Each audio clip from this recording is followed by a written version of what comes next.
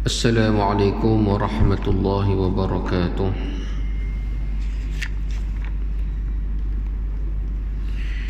Bismillahirrahmanirrahim. Alhamdulillahi rabbil alamin. Wa bihi nasta'in ala umuri dunya waddin. Allahumma salli wa sallim wa barik ala sayyidina Muhammad wa ala alihi wa sahbihi ajma'in. Subhanaka la ilma lana illa ma 'allamtana innaka antal alimul hakim. Rabbi shrah li sadri wa yassirni amri wahlul 'uqdatam min lisani yafqahu qawli. Rabbi yassir wa la tu'assir wa tammim bil khair ya Fattah ya Alim wa bika nasta'in. Rabbi zidni 'ilma warzuqni fahma. Allahumma ja'alna minal ladhina yastami'una al-qawla fayattabi'una ahsanah. Ulaika alladhina hadahumullah. Alhamdulillah, yang saya hormati pimpinan-pimpinan masyarakat, seluruh muslimin muslimat yang hadir,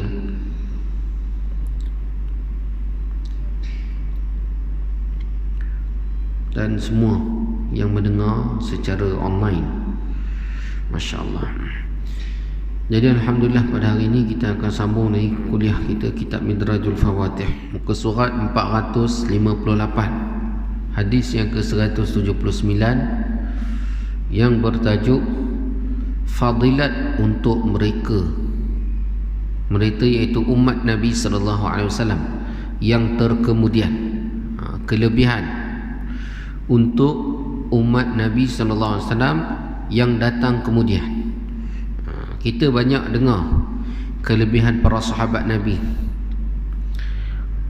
bagaimana mereka yang bersama-sama dengan Nabi SAW memperjuangkan agama, memperjuangkan Islam, sehingga mereka mendapat keridaan Allah Subhanahu wa taala di dunia lagi. Reda Allah Subhanahu wa taala ini yang paling besar, itulah yang kita cari. Reda Allah yang paling besar. Reda Allah tu, kata ulama, nikmat dia lebih besar daripada nikmat syurga lagi. Wa ridwanu minallahi akbar.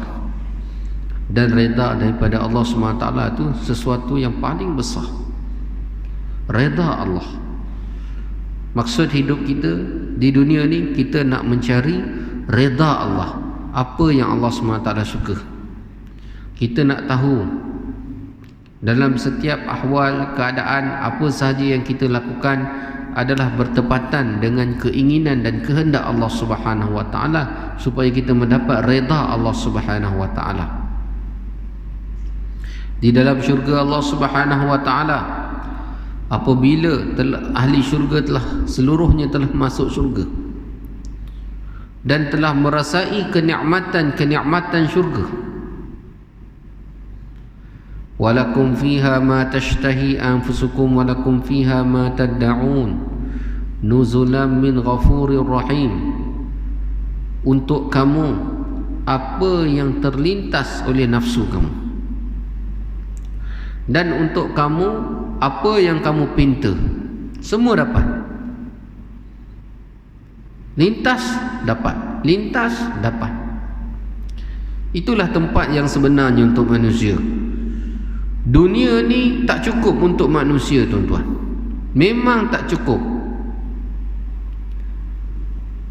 Kali itu Nabi SAW beritahu, kalau anak Adam ni dapat satu lembah emas, dia nak dua. Dapat dua, nak tiga. Itulah satu orang dah kaya macam mana pun, tetapi dia tetap nak kaya lagi. Duit dia, orang kata, makan 7 keturunan tak habis. Punyalah kaya. Orang kata makan 7 keturunan tak habis. Sampai tahap macam tu punya kaya, tapi tetap nak cari duit juga, tetap nak kaya juga. Jadi Allah SWT dah sediakan tempat yang sesuai untuk nafsu manusia ni di syurga Allah. Syurga Allah SWT yang paling rendah, besar dia 10 kali ganda dunia. Yang ni syurga yang paling common, yang paling rendah untuk satu orang ahli syurga.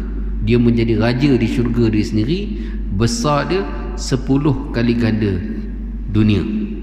Cuba kita bayangkan tuan-tuan, cuba kita bayangkan kalau kita jadi orang paling kaya di dunia dan kita memiliki semua aset, segala harta dekat dunia ni milik kita.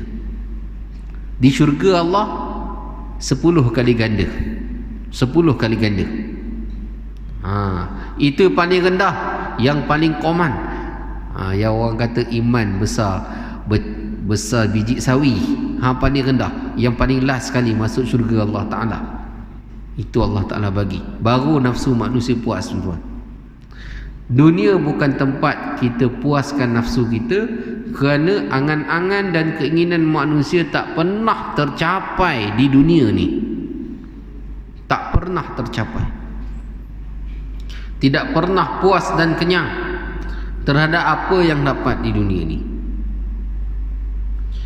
Kerana itu Allah SWT menyediakan akhirat untuk manusia. Syurga Allah Subhanahu wa taala, hebat macam mana syurga Allah Subhanahu wa taala, 10 kali ganda dunia yang paling kurang. Mungkin ada orang syurga dia 100 kali ganda dunia, 1000 kali ganda dunia, 1,000,000 kali ganda dunia pun ada. Ahli syurga nak berjalan ke mana-mana sempatas kilat, seperti kelajuan cahaya, kan? Buraq, naik buraq. Buraq ni daripada perkataan barqun. Kenapa dipanggil barqun? Kerana dia bergerak dengan kelajuan kilat. Kelajuan kilat ni sama kelajuan cahaya, pantas. Jadi begitu luas. Jadi apabila ahli syurga ni dah merasa semua nikmat di syurga, nikmat bidadari, nikmat kemewahan, nikmat kekenyangan, nikmat makan minum, nikmat kemewahan, semua dah rasa. Satu hari Allah Subhanahu wa taala kumpulkan semua ahli syurga, kan? Allah Subhanahu wa taala kumpulkan semua ahli syurga. Allah Subhanahu wa taala tanya pada ahli syurga, adakah kamu dah puas semua? Adakah kamu dah puas? Adakah kamu dah senang? Adakah kamu dah seronok dah? Balasan nuzulan min ghafurir rahim, balasan daripada Allah Subhanahu wa taala yang Maha Pengampun lagi Maha Pembalas, lagi Maha Mengasihani. Dah rasa dah semua nikmat Allah. Kita ni tuan-tuan, kalau kita betul-betul yakin nikmat syurga Allah, kita ni dunia ni tak ada apa dah. Tak ada apa dah. Dunia ni tak ada apa dah, orang kata. Kalau dah tengok bidadari tuan-tuan, tengok bini malam pertama boleh termuntah dah, sebab hebat, jauh lebih hebat bidadari tu. Sebab tu Nabi sallallahu alaihi wasallam beritahu, tempat di syurga walaupun sebesar cemeti, kecil macam tu je, lebih baik, lebih berharga daripada dunia dan sisinya. Jadi tuan-tuan yang dirahmati Allah, bila Allah SWT kumpulkan ahli syurga, tanya pada ahli syurga, kamu dah puas? Kamu dah reda? Dah seronok? Ahli syurga kata, kami reda ya Allah, kami puas ya Allah, kami dah dapat segala-galanya ya Allah, tak ada apa dah. Jadi Allah SWT bagi tahu, ada satu lagi, ada satu lagi yang kamu patut dapat tapi kamu tak dapat lagi. Ada satu lagi kamu patut dapat tapi kamu tak dapat lagi dekat syurga Allah Ta'ala ni. Dah rasa semua nikmat dah, Allah bagi rasa semua dulu. Nikmati. Kalau rasa syurga dia 10 kali ganda dunia, semua tempat dia dah pergi dah. Dah rasa dah semua. Kalau 100 kali besar dunia, dah rasa dah semua. Berapa ribu juta tahun tak tahulah, semua dah rasa. Bila semua ahli syurga dah rasa semua nikmat syurga, barulah Allah Ta'ala kumpulkan ahli syurga tanya, sebenarnya ada satu lagi nikmat yang kamu belum dapat, yang kamu belum rasa, yang kamu belum dapat, yang kamu belum rasa. Dalam satu riwayat mengatakan, sebelum tu Allah SWT panggil ahli syurga. Allah SWT panggil Nabi Allah Daud AS yang memiliki suara yang sangat sedap untuk membaca kitab Zabur. Selepas tu Allah SWT bagi ahli syurga rasa sedap sangat. Lepas tu Allah SWT panggil Rasulullah SAW membaca Al-Quran surah Muhammad. Ahli syurga rasa lagi sedap. Akhir sekali Allah SWT sendiri baca Quran. Allah SWT baca surah Ar-Rahman. Punyalah sedap ahli syurga sampai terawang-awang.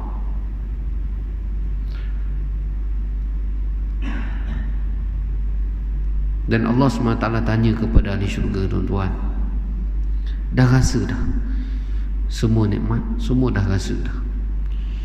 Jadi Allah bertanya, ada satu lagi nikmat yang kamu belum rasa. Jadi bila diberitahu kepada perkara tersebut, ahli syurga ni dia tertanya-tanya, apa dia satu lagi nikmat yang kami tak dapat ni? Rasa semua rasa dah, tak ada benda apa, ada apa dah. Tapi Allah Ta'ala kata satu lagi tak dapat. Satu lagi, apa dia? Jadi pentingnya alim ulama, tuan-tuan. Maka orang ahli syurga ni dia pun cari alim ulama, tanya, apa dia yang kita patut minta? Jadi alim ulama beritahu pada ahli syurga, satu lagi yang mana sepatutnya kita dapat tapi kita tak dapat lagi, ialah keredaan Allah dan dapat melihat wajah Allah Subhanahu Wa Taala. Itulah itu. Maka ahli syurga pun bagi tahu, ya Allah, kami nak yang ni yang kami tak dapat lagi. Jadi Allah SWT telah iklankan, isytiharkan pada seluruh ahli syurga, al-yaum, pada hari ini, wa uhillat lakumur ridwani, aku telah menghalalkan keridaan aku sepenuhnya untuk kamu. Fala askhatu lakum abada, dan aku tidak akan murka kepada kamu selama-lamanya. Bila Allah dan kamu tinggallah di sini selama-lamanya. Bila diiklankan ini kepada ahli syurga, masya-Allah, semua ahli syurga merasakan satu nikmat yang tidak pernah dia rasa sebelum ni. Dan pada ketika itulah Allah SWT telah mentajallikan zatnya, dan ahli syurga telah melihat Allah Subhanahu Wa Taala, sehingga ahli syurga merasakan satu kenikmatan yang tidak dapat. Tak dapat, kenikmatan yang tak dapat nak diberitahu macam mana punya nikmat, macam mana punya hebat, macam mana punya agungnya nikmat pada ketika itu. Sehingga ahli syurga, dikatakan ahli syurga ni melayang-layang, dah tak sedar apa, fana. Itulah dia, tuan-tuan yang dirahmati Allah Subhanahu Wa Taala, keridaan Allah Subhanahu Wa Taala, besarnya keridaan Allah. Tuan-tuan yang dirahmati Allah Subhanahu Wa Taala, reda Allah ni Allah bagi dekat syurga. Reda Allah ni Allah SWT bagi dekat syurga. Tetapi para sahabat Nabi, kelebihan para sahabat Nabi sallallahu alaihi wasallam ridwanullahi ajma'in, mereka mendapat reda Allah ni di dunia lagi. Orang lain semua dapat kat syurga. Sahabat Nabi ni Allah isytihar reda ni di dunia lagi. Dalam surah At-Taubah, dalam juzuk sebelah muka surat yang kedua, was-sabiqunal awwalun, orang-orang yang terawal memeluk Islam, berjuang bersama Nabi sallallahu alaihi wasallam, minal muhajirin wal ansar, dan daripada kalangan muhajirin dan ansar. Di dalam ayat tu Allah SWT menjelaskan keredaannya. Radhiyallahu anhum wardu'an.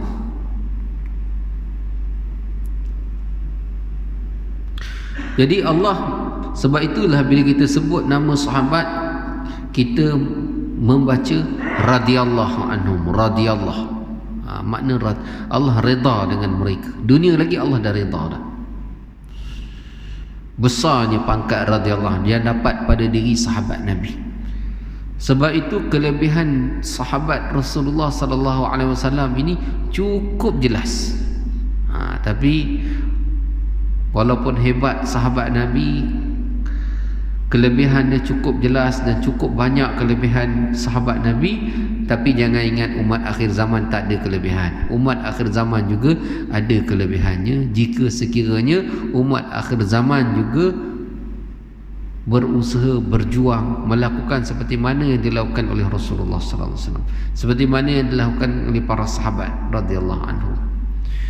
Jadi hari ini kita akan baca satu hadis berkenaan dengan fadilat untuk mereka yang terkemudian. Sebenarnya banyak juga hadis yang menjelaskan tentang kelebihan umat akhir zaman, yang mana sebenarnya jika kita bersabar dalam mengamalkan Islam, memperjuangkan Islam, mengamalkan agama, sebenarnya kita perlu sedar bahawasanya Rasulullah sallallahu alaihi wasallam ni sebenarnya sangat rindu dengan kita. Dalam satu hadis Nabi sallallahu alaihi wasallam beritahu, waditu an laqid an ulqiya ikhwani. Para sahabat, alasna bi ikhwanikum ya Rasulullah. Para sahabat tanya, Rasulullah beritahu, aku sangat ingin sangat-sangat, nak sangat-sangat jumpa dengan saudara-saudaraku. Ni siapa yang cakap ni? Rasulullah beritahu 1400 tahun dulu. Rasulullah SAW beritahu, aku sangat ingin sangat, teringin sangat nak jumpa dengan saudara-saudaraku. Jadi para sahabat pun bertanya pada Rasulullah, ya Rasulullah, alasna bi ikhwanikum, adakah tidak kami ini saudara Tuhan? Maka Rasulullah SAW beritahu, walakin antum ashabi, sebenarnya kamu adalah sahabat-sahabatku. Walakin ikhwani, tetapi saudara-saudaraku adalah mereka yang hidup selepas aku, beriman dengan aku, dan dia tidak berjumpa dengan aku. Kita tak pernah jumpa Rasulullah sallallahu alaihi wasallam. Di akhirat nanti Rasulullah sallallahu alaihi wasallam akan kenal kita dengan tanda-tanda. Nabi akan kenal kita dengan tanda.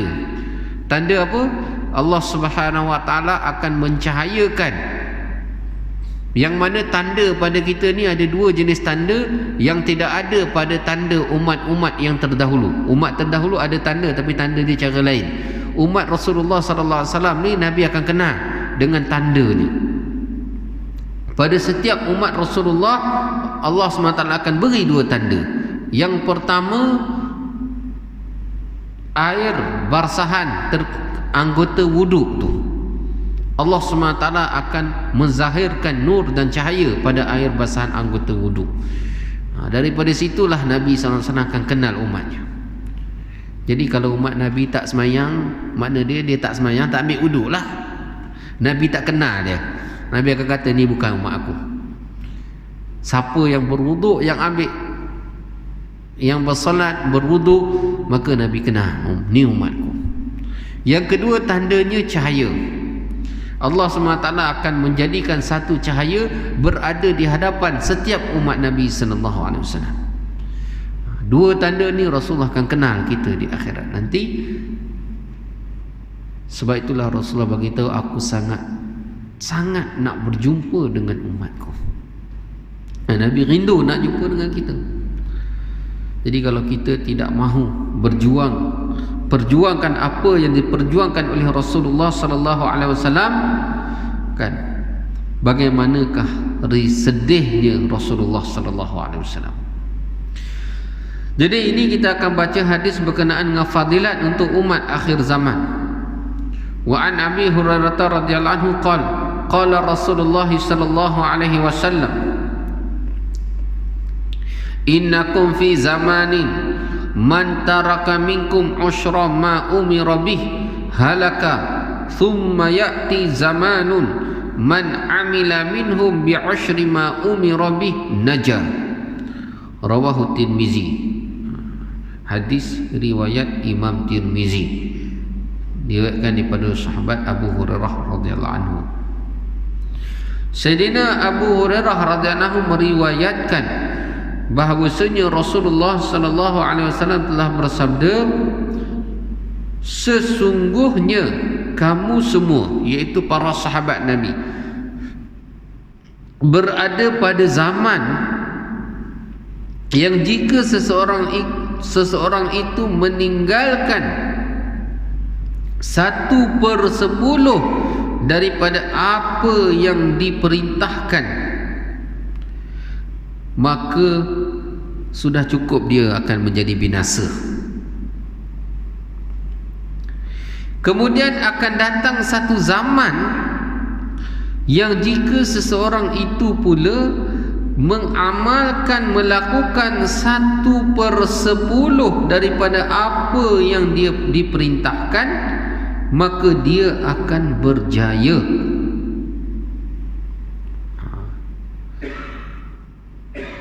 Mana dia? Rasulullah SAW beritahu tahap agama pada zaman Nabi sallallahu alaihi wasallam.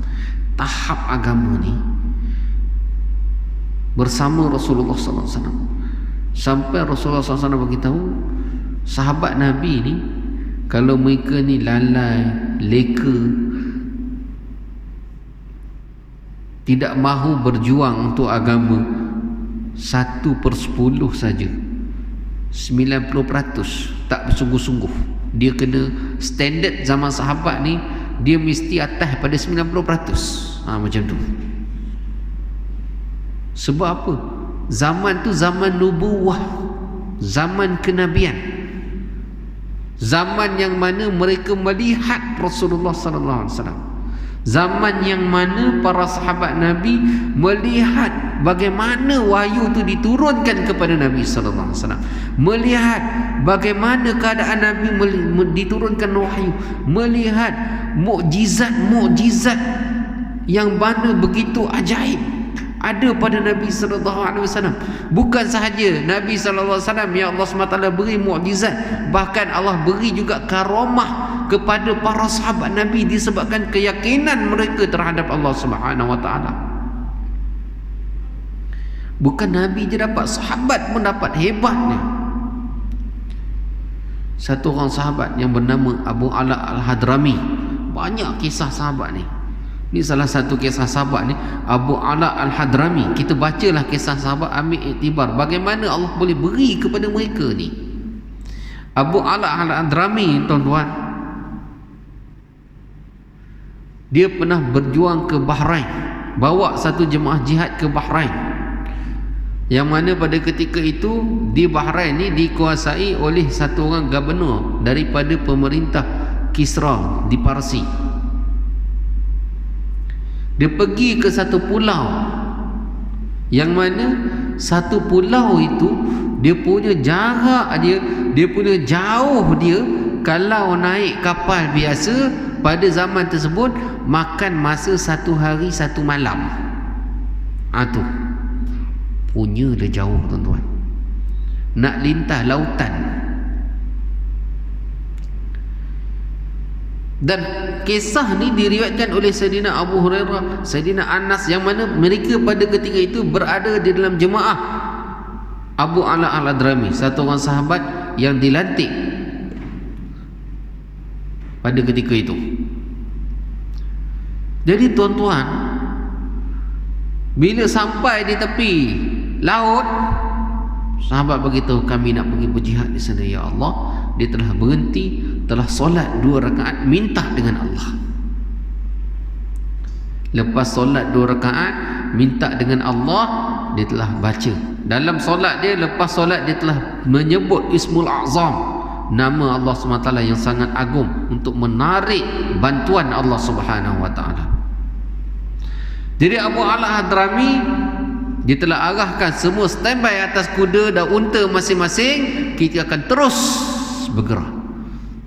Sahabat yang riwayatkan hadis ni beritahu, mula-mula kami ingatkan sebentar lagi ada kapal akan datang bawa kami sangka macam tu. Tiba-tiba dia terus terjun dengan kuda-kuda dia dalam laut sambil membaca Ya Aliyu Ya Azim, Ya Alimu Ya Halim, Ya Aliyu Ya Azim,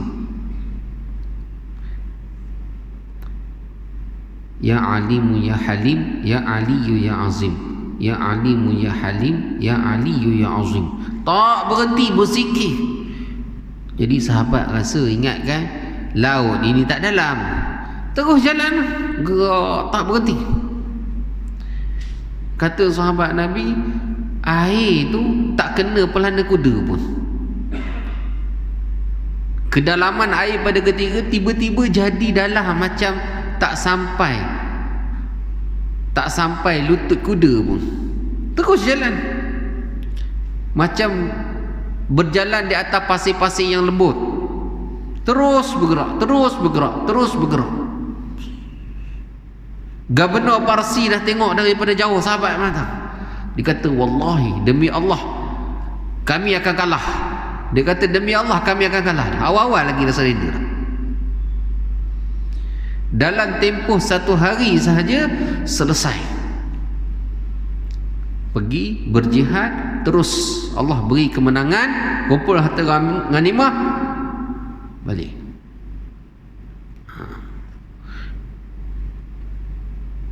Jadi tuan-tuan yang dirahmati Allah, ini Allah SWT tunjuk. Ingatkan lintah laut tu ataupun lintah sungai ke, perjalanan tu dekat, tapi perjalanan tu jauh. Kalau naik kapal biasa 1 hari 1 malam, sahabat naik kuda separuh hari, bergerak separuh hari duduk atas laut ni. Macam mana Allah SWT tunjukkan karamah. Bagaimana Allah SWT tunjukkan kepada sahabat-sahabat Nabi semasa Hudaibiyah air yang keluar daripada jari jemari Rasulullah sallallahu alaihi wasallam. Oleh kerana itu sahabat Nabi mereka dah mencapai satu tahap keyakinan terhadap Allah Subhanahu wa taala, satu tahap keyakinan yang begitu jitu, yang begitu ampuh, yang begitu kuat, sehingga Rasulullah SAW beritahu dalam hadis ni, kalau kamu tinggal 1/10 daripada apa yang diperintahkan, maksudnya tinggal yang sunat-sunat, 1/10 tinggal pun. Jadi sahabat ni dia punya standard tu tinggi. Standard dia tinggi. Macam peperiksaan lah. Peperiksaan.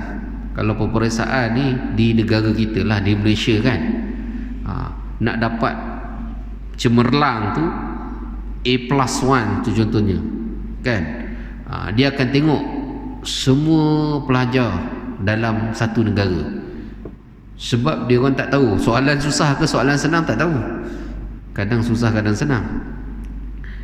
Tapi kalau kata satu negara tu tak ada yang dapat A lah, katalah susah sangat, jadi yang dapat B tu, yang dapat B+, semua jadi A1+. Dia akan naik automatik macam tu.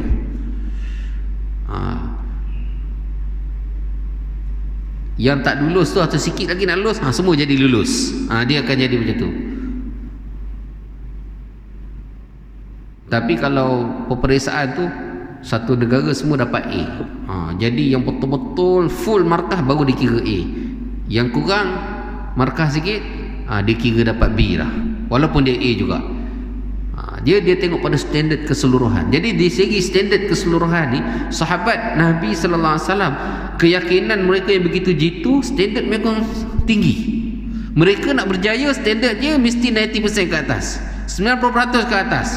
Berjuang untuk agama, amalkan semua sunnah-sunnah Nabi, amalkan semua perintah Allah Subhanahu wa taala, mesti 90% ke atas. Rasulullah beritahu, kalau kamu tinggalkan 1/10, 10% tinggalkan, binasa, gagal.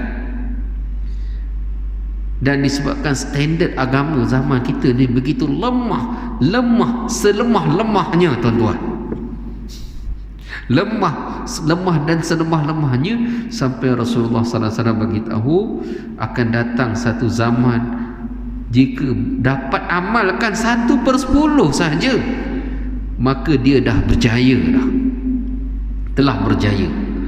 Masya Allah. Ni nak bagi tahu lemahnya standard kita ni.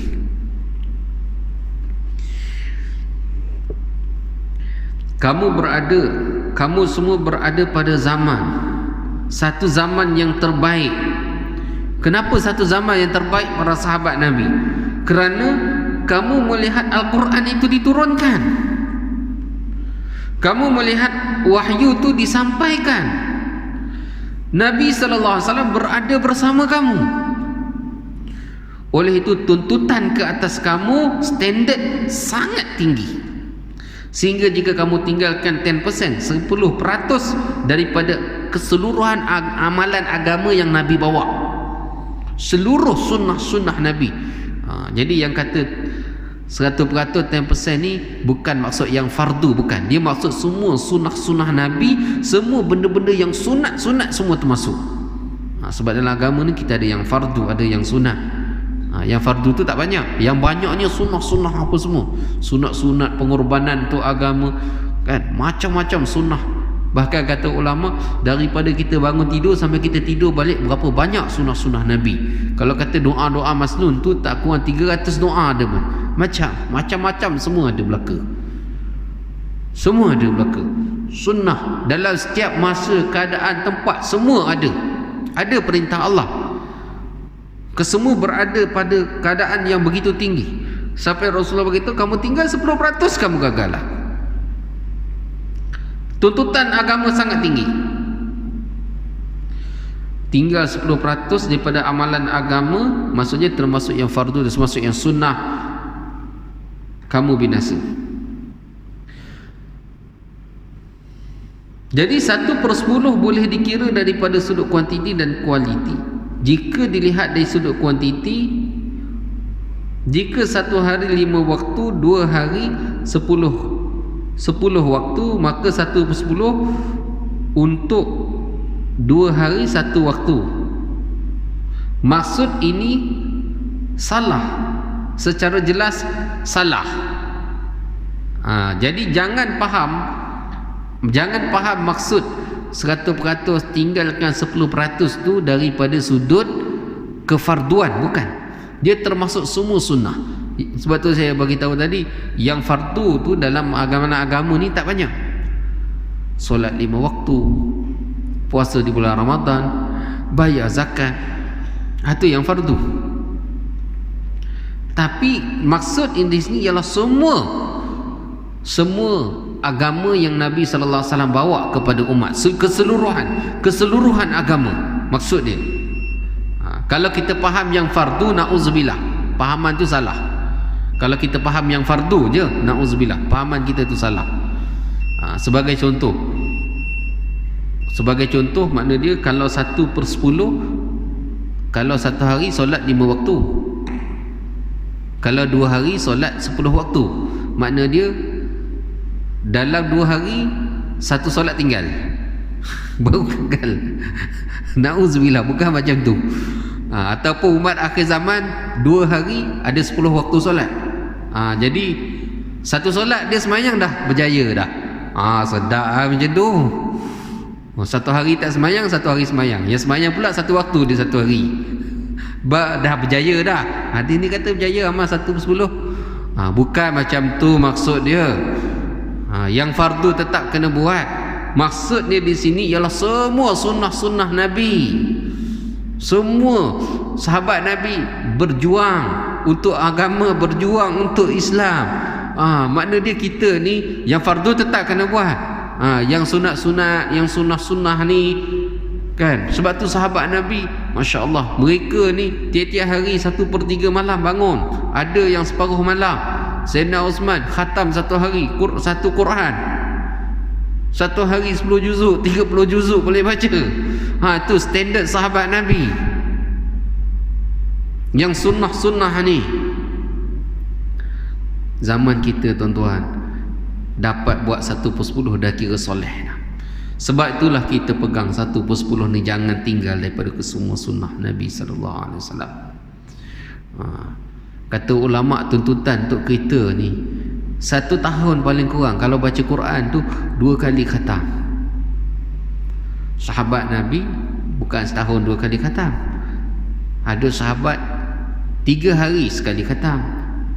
Paling-paling koman sahabat Nabi ni 1 bulan sekali khatam. Kebanyakannya seminggu sekali khatam. Kita ni standard kita lemah jauh ni, kita dapat setahun 2 kali khatam, insya-Allah. Tu nak kita standard kita lemah. Jadi jangan faham maksud 1/10 tu daripada sudut kefarduan. Jangan faham macam tu. Kalau orang salah faham kata 1 hari tak payah semayang, hari kedua semayang tapi 1 waktu je cukup, berjaya. Itu bukan berjaya, tu punah, binasa, hancur lebur kan, sebab tak faham agama.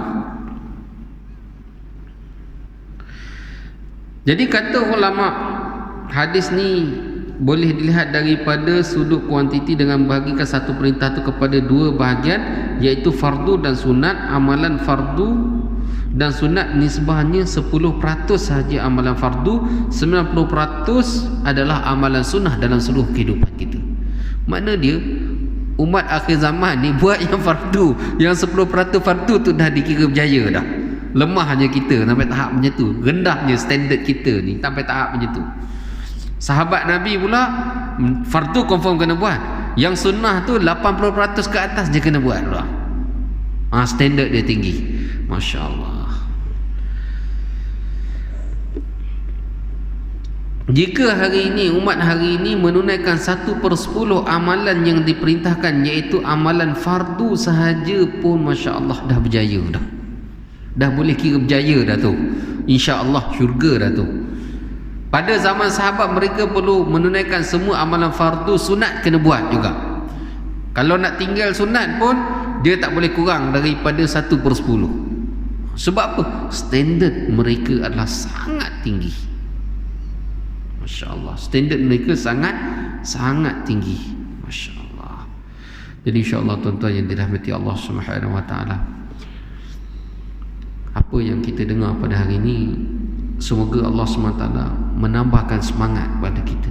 Kita ni nak meningkatkan taraf kita ni, tuan-tuan. Kalau kita nak apa ni, nak rasa bersyukur kan, nak rasa bersyukur, kita kena tengok orang yang lebih miskin daripada kita. Kita jangan tengok orang lebih kaya daripada kita. Ulama bagi tahu, dalam masalah dunia kita kena tengok orang lebih susah daripada kita, baru kita ada syukur. Tapi dalam masalah agama, kita kena tengok orang yang lebih hebat amalan agamanya daripada kita. Jangan kita tengok orang yang lebih lemah amalan agama daripada kita. Jangan nanti kita kata aku kongkong aku main masjid semayang, tu ramai orang tak datang masjid, kita rasa kita hebat, cukup dah, yang sunat semua tak payah buat dah kan. Nak berkorban tu agama, nak berdakwah tu tak payah dah, sebab kita rasa selesa dah. Tapi jangan tengok macam tu. Kita nak motivasi untuk diri kita, sahsiah kita ni kena tengok yang lebih hebat. Tengok sahabat Nabi, macam mana mereka punya pengorbanan, masya-Allah. Kalau kita susah nak cari buku-buku, kitab-kitab berkenaan dengan kisah para sahabat, sekarang ini guru saya Syekh Maulana Hazim, dia telah menterjemahkan kitab Hayatus Sahabah, kisah-kisah para sahabat komplit dalam tu, yang dikarang oleh Maulana Yusuf rahimahullah ta'ala. Tapi kitab tu asalnya dikarang dalam bahasa Arab. Hadis, kitab hadis, kisah sahabat Nabi, karomah sahabat Nabi kan, karomah sahabat Nabi ada, dah diterjemahkan dalam bahasa Melayu, baru siap berapa bulan lepas, akhir tahun lepas siap. Siapa nak dapat kitab tu boleh jumpa saya personal lah, boleh PM tepi boleh tanya saya, ada stok dia dekat saya. Untuk apa tuan-tuan? Kita baca kitab tu, kita tahu macam mana keadaan kita sekarang ni, lemahnya kita hari ni. Kita baca, tengok macam mana sahabat Nabi punya pengorbanan untuk agama, bagaimana tahap mereka. Barulah kita akan timbul motivasi untuk diri kita, rasa kita ni jauh lagi amalan agamanya, sangat jauh sebenarnya, sangat jauh. Tapi walaupun keadaan kita macam tu, insya-Allah kita cuba untuk buat yang terbaik, tetap berjaya, kerana Nabi SAW dah janji umat akhir zaman amalkan 1/10, insya-Allah dah berjaya dah, insya-Allah. Wallahu a'lam. Sampai sekadar ini saja. Subhanallah wa bihamdihi, subhanakallahumma wa bihamdika, asyhadu an la ilaha illa anta, astaghfiruka wa atubu ilaik. Subhana rabbika rabbil izzati amma yasifun, wa salamun alal mursalin, walhamdulillahi rabbil alamin.